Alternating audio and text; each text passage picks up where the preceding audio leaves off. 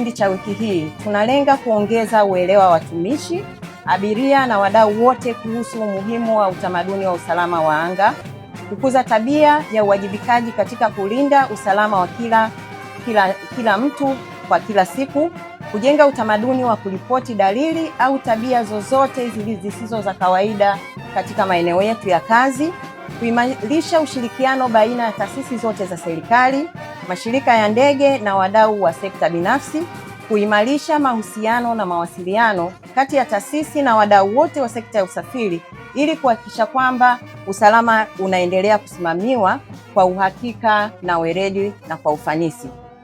Mamlaka ya viwanja vya ndege tumejipanga kuhakikisha kwamba tunaongeza na kuboresha miundombinu. Hii miundombinu inavyoboreshwa inakwenda sambamba na usalama, security.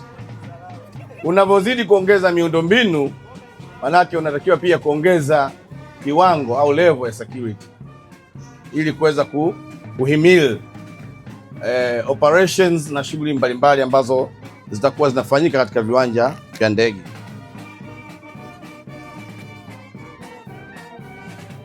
Natamka rasmi kwamba maadhimisho ya utamaduni wa usalama wa usafiri wa anga mwaka 2025 yamefunguliwa rasmi.